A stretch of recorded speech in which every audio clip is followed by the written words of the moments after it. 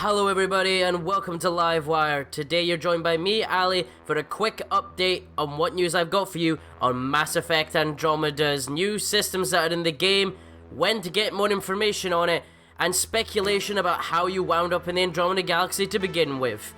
Roll the intro.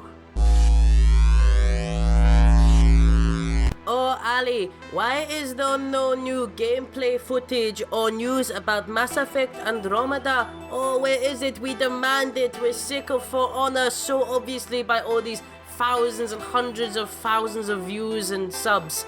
Well guys, the answer is that EA said they're focusing all their efforts on their upcoming games that are getting released this winter time. So your Titanfall 2s, your Battlefields, and all their other money grabbing schemes that have got loads of microtransactions that they love. So we won't see any Mass Effect footage, unfortunately, until around about just January, February, and then eventually March when it releases, where it'll be swarming with trailers. But don't click off the video just yet. On November 7th, it's N7 Day. National N7 Day was created by BioWare to celebrate all the people that played the Mass Effect series and all the soldiers that partaken in the war to save the galaxy. Last year, they released a video, which was the first trailer for Mass Effect Andromeda on this day, which was a mix of lunar landing clips, spacefaring adventures, and a bit of a cameo from Commander Shepard, or FemShep if you will, from the original Mass Effect trilogy, as she wished good luck and goodbye to your ship as it left the Milky Way and headed on its way to the Andromeda Galaxy. It's a safe bet to say they're gonna release a trailer or something big on this day, given that it'll only be a few months away from the actual launch date of the game. So what gameplay mechanics are changing in Mass Effect Andromeda? Well, not much as far as we can tell from the small snippets they've got, but one big thing has been released. The Paragon system in the game is getting overhauled big time. One of the hallmark features of the Mass Effect trilogy is the Paragon Renegade system. In simple terms, for those who haven't played it, it's the name used to describe player choices in RPG games that they created. Those that decide to take a more heroic path make noble decisions that are Paragon-based decisions, while Renegades are more villainous decisions. Junction points dictate not only who lives and dies in the game, but also smaller details like what color your face will become because of your bad decisions, or who wants to bone you in space when you get lonely. When it comes to Mass Effect Andromeda specifically, apparently the choice system will be overhauled with a new game engine and everything at the very least. A developer from BioWare teased that we've actually moved away from the Paragon Renegade system for the hero Ryder in Mass Effect Andromeda, and then he said, before anyone could ask any more questions on his Twitter account, to ask again in a few short months as he'll be able to give more information then. What does this mean for the gameplay? Huge things! The Paragon Renegade system is half the reason why anything happened in Mass Effect, so if they're overhauling it, is that a good or a bad thing? What do you think? Does that mean we're not going to have the options to dictate what happens one way or the next? Is it going to be a more stick-to-the-path linear story? Nah, it can't be that. It's an RPG by BioWare. It has to offer some expansion and some way to create your own universe and story inside the game. How do you think that's going to happen? Have a little talk in the comments below how they're going to change it, because apparently, all the old stuff's out the window. Moving on to the last part of the video, and the last part is fan theories about how we got to the Andromeda sector to begin with.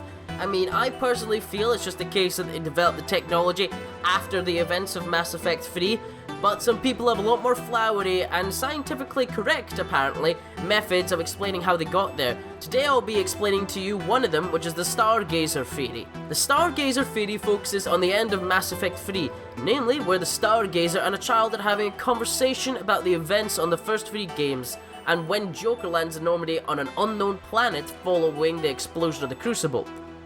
The base idea behind this lies at the end of Mass Effect 3, when Joker is piloting Normandy through a wormhole generated by the destruction of the Crucible, forcing him to land on a planet we've never seen before and we have no idea where it is. The Stargazer theory claims that this planet is in the Andromeda Galaxy and that the resulting wormhole brought them there, Now this is perfectly plausible if you're someone who agrees with the science behind such famous films such as Interstellar, so it's easily believable that it happened in a fantasy game rather than a film, or even in real life. I mean, no one truly knows what happens when you go through a black hole or a wormhole for all those senses. Now, during the Stargazer scene, there are various lines of dialogue insinuating that space travel doesn't exist. Strange? The thing is all talked about as if it was some sort of ancient thing that happened in the past. How could people from a long time ago in a galaxy far away travel through space and... Oh wait, I get it. The Stargazer goes on to talk about how the Shepherd is really just a fantasy figure and is referred to as the Shepherd.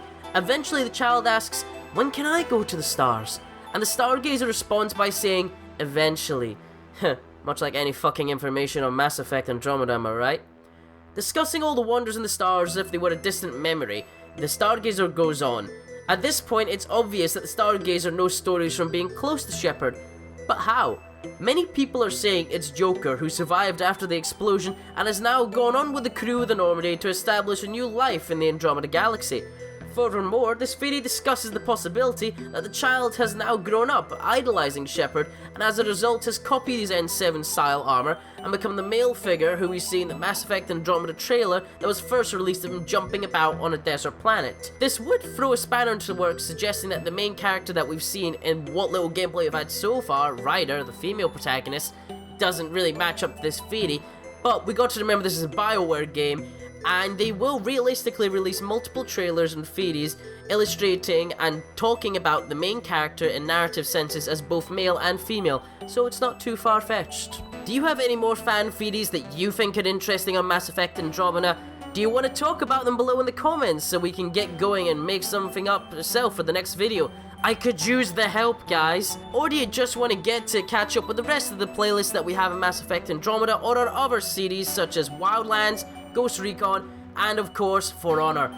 If you would like to, have a look in the end slate now to see links to the playlist for these videos, or in the description below for your mobile users so you can get a cheeky wee link.